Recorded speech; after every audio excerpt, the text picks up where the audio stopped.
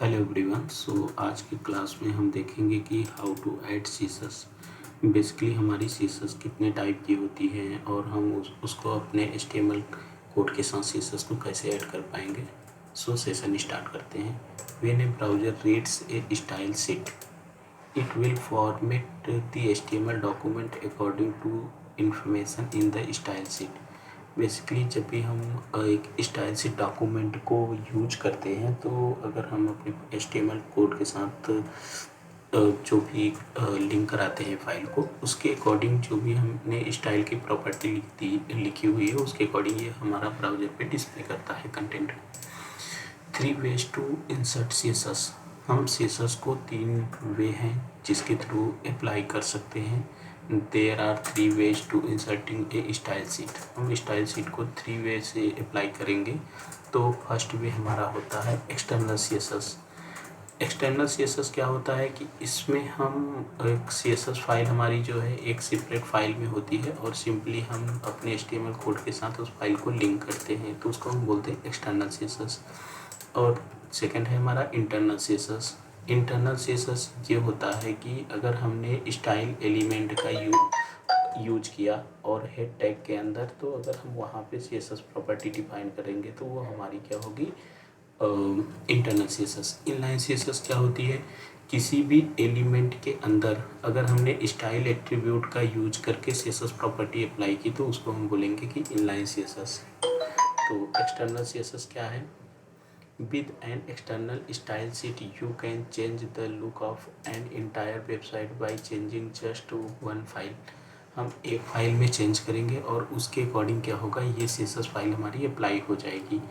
तो each HTML page must include reference to the external style sheet file inside the link element inside the head section. हम क्या करते हैं कि external CSS को कैसे कॉल कराते हैं, एक लिंक फाइल को यूज करके एक्सटर्नल CSS को अप्लाई करते हैं।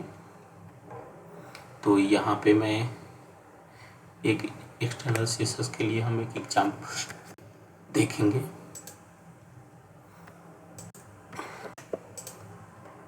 यहाँ पे मैंने बनाया एक फाइल 4.html।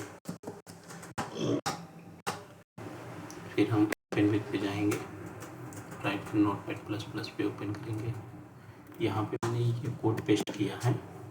सिंपली मैंने क्या किया है कि यहाँ पे डॉक टाइप HTML को डिफाइन किया। बेसिकली हम HTML5 में वर्क कर रहे हैं और HTML यहाँ पे मैंने डिफाइन किया, ये हमारा रूट एलिमेंट होता है। नेक्स्ट हमने हेड एलिमेंट को डिफाइन किया। हेड के अंदर हमारे मेटा इन्फॉर्मेशन आते हैं जैसे कि स्टाइल वगैरह, टाइटल बार एंड SEO के लिए हम मेटा कंटेंट, मेटा डिस्क्रिप्शन वगैरह इसके अंदर हेड के अंदर डिफाइन करते हैं। बॉडी क्या होता है, हमारा विजुअल पार्ट होता है।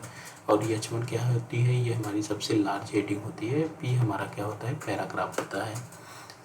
हम स्टाइल एक नई फाइल बनाएंगे mystyle.css। बेसिकली एक्सटर्नल अगर जो भी हम फाइल बनाएंगे उसमें उसका जो एक्सटेंशन होगा वो .css नेम से हमें एक्सटेंशन बनाना पड़ेगा। हम यहाँ पे एक फाइल बना लेते हैं।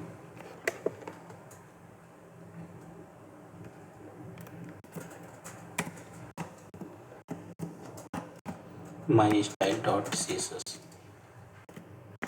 ठीक है। इस फाइल को ओपन करेंगे, ओपन फिर पे जाएंगे और नोटपैड++ ओपन कर लेंगे।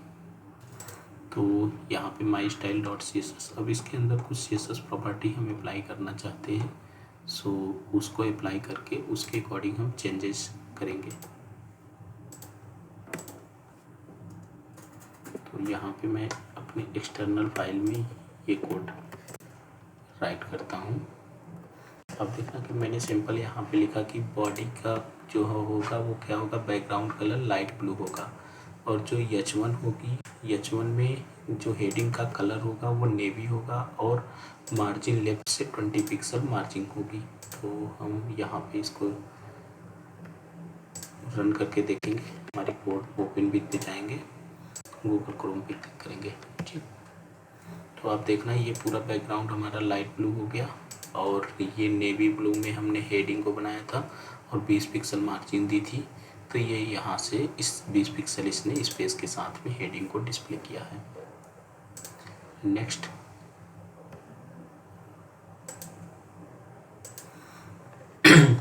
अब ये कह रहा है कि do not add space between the property and value and the unit.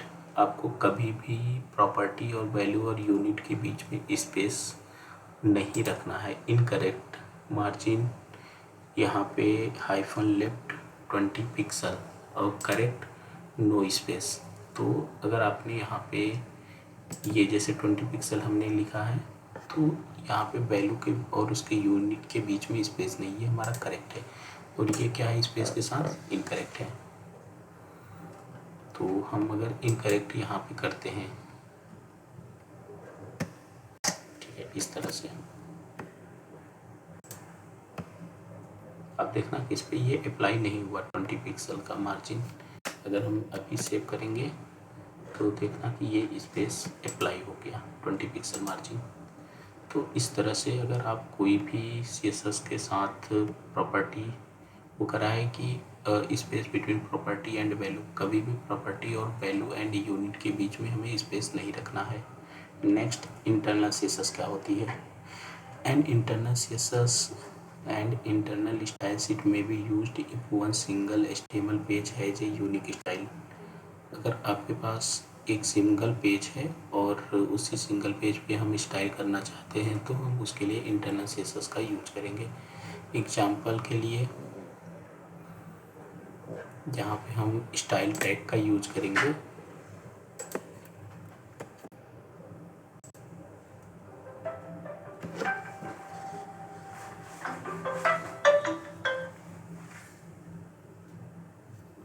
तो स्टाइल टैग के लिए यहाँ पे मैंने क्या किया, ठीक है, यहाँ पे हम सबसे पहले इस लाइन को हटा देते हैं ताकि हमारी जो CSS अप्लाई है वो हट जाए। तो रिफ्रेश करेंगे, आप देखना कि जो भी CSS अप्लाई थी वो हट गई।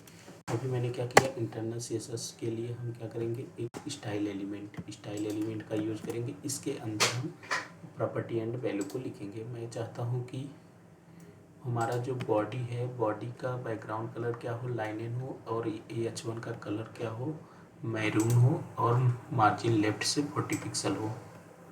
तो अभी आप देखिएगा बैकग्राउंड कलर चेंज हो गया, H1 का भी कलर, और ये 40 पिक्सल मार्जिन भी ले लिया। नेक्स्ट,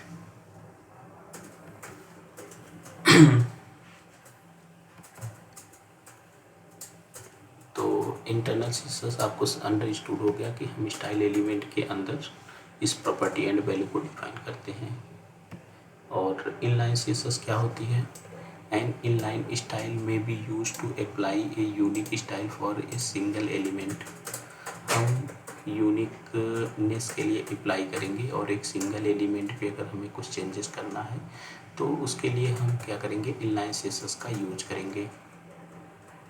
तो यहाँ पे जैसे मैं how to inline style sheets to use inline style sheet, add the style attribute to relevant element। the style attribute can be contain any CSS property। हम यहाँ पे inline में क्या करेंगे, स्टाइल एट्रीब्यूट का यूज करेंगे और उसके साथ हम प्रॉपर्टी और वैल्यू को डिफाइन करेंगे। सो इसका एक एग्जांपल देख लेते हैं। अभी हम क्या करेंगे कि ये सारा स्टाइल वगैरह हटा देते हैं और अभी हम पेज को रिफ्रेश करते हैं। अभी आप देखना हमारा बिल्कुल ब्लैंक पेज है। नेक्स्ट, हम यहाँ पे देखना कि मैंने CSS प्रॉपर्टी वगैरह सब कुछ हटा दी है। मैंने इनलाइन CSS के लिए यहाँ पे स्टाइल एट्रीब्यूट का यूज़ किया और इसके अंदर मैं लिखता हूँ कि कलर ब्लू, मतलब ये टेक्स्ट का कलर ब्लू होगा और टेक्स्ट अलाइन सेंटर, ये हमारा अलाइन क्या होगा, सेंटर होगा, और पैराग्राफ का केवल कलर क्या होगा, रेड होगा। सो रिफ्रेश करते हैं, आप देखना टेक्स्ट लाइन सेंटर हो गया और कलर ब्लू हो गया और पैराग्राफ हमारा कलर रेड में हो गया। तो अगर आप स्टाइल एट्रीब्यूट का यूज करोगे तो इसको हम बोलेंगे इनलाइन CSS। तो मोस्टली इंटरव्यू में पूछे जाते हैं कि हमारी इंटरनल CSS क्या है, एक्सटर्नल CSS क्या है, इनलाइन CSS। तो इनलाइन CSS का आप आंसर कर सकते हो कि अगर हम स्टाइल एट्रीब्यूट का यूज करके CSS प्रॉपर्टी को अप्लाई करेंगे तो हमारी इनलाइन CSS होगी। इंटरनल CSS क्या है, अगर हम स्टाइल एलिमेंट क्या होता है, इस तरह से अगर आपने स्टाइल एलिमेंट इस तरह से ओपन एंड क्लोज दोनों करना होता है, इस तरह से अगर यहाँ पे आप इस स्टाइल एलिमेंट के अंदर कोई सीएसएस प्रॉपर्टी अप्लाई करोगे तो इसको हम बोलते हैं इंटरनल सीएसएस। और एक्सटर्नल क्या होती है, अगर आप लिंक के थ्रू किसी एक्सटर्नल फाइल को यहाँ पे कॉल कराते हैं तो उसको हम बोलते हैं एक्सटर्नल सीएसएस। नेक्स्ट,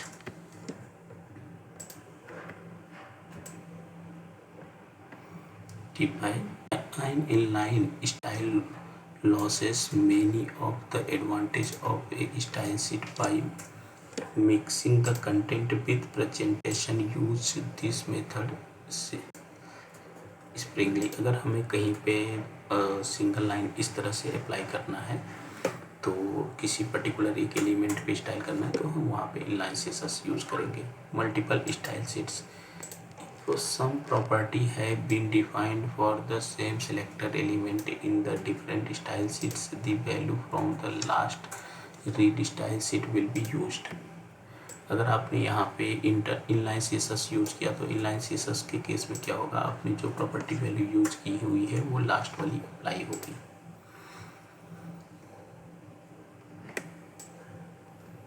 और कुछ नेक्स्ट हम देख लेते हैं, आगे कुछ है इसमें।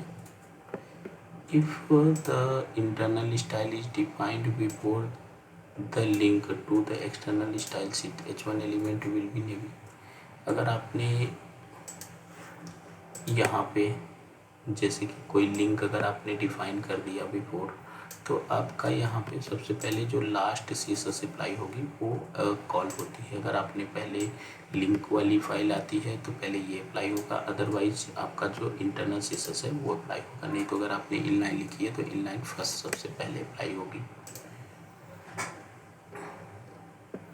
अब कैस्केडिंग ऑर्डर क्या होता है, what style will be used when there is more than one style specified for an HTML element में all the styles in a page will be cascaded into a new virtual style sheet by the following rules where the number has the highest property.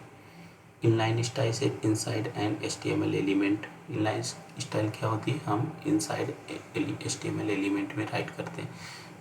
External and internal style sheets in head sections, आपका जो external and internal होता है वो हम head section के अंदर define करते हैं। ब्राउजर रिजल्ट्स क्या है, so and inline style has the highest property and will override the external and internal styles. Browser defaults, browser जो होता है हमारी वो सीएसएस फाइल को रीड करता है, उसके अकॉर्डिंग क्या करता है कि हमें आउटपुट फाइंड देता है। सो आज के क्लास में इतना ही। Bye everyone, thank you so much.